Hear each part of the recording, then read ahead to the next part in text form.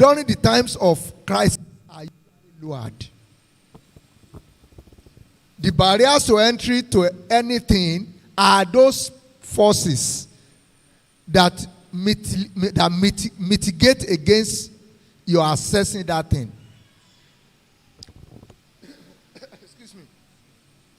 Let me give you my own example. I'll be using myself and my wife and my children as example, because those ones, if I offend them, they have no choice but to forgive me. Amen.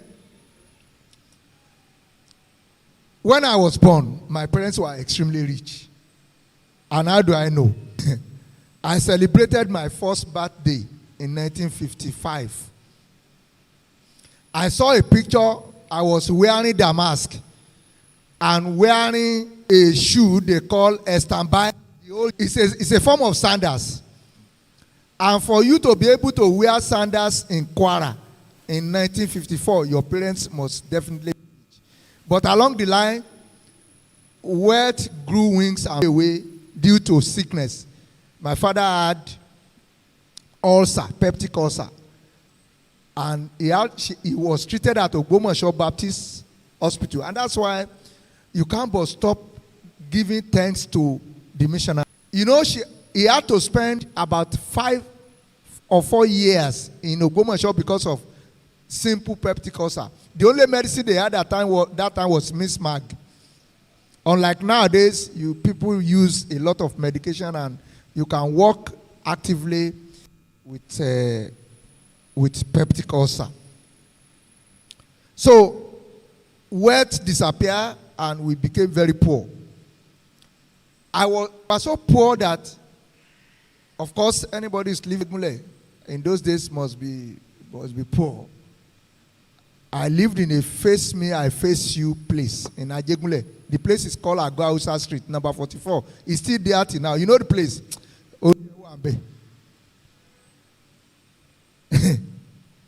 And in those days, they were tenement houses. My father had 2 wives. I'm the 3rd child of the 2nd wife. And 1 room initially. Somebody, an adult with 2 wives living in 1 single room.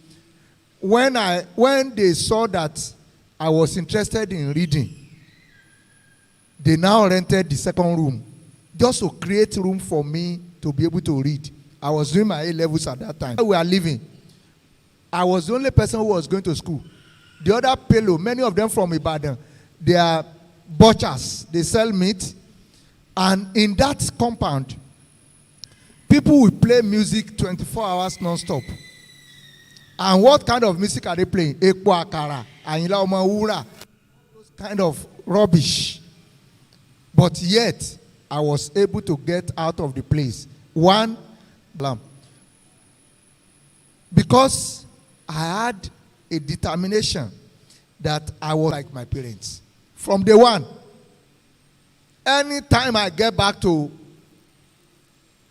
from holiday to school, I will tell myself, my parents are poor. I am not going to be poor. Even when I married my wife, I told her, I said, if I don't be millionaire by 40, please, you can go back to your house. Yeah, you can go. And what point am I trying to make? I want you to decide on where you want to be.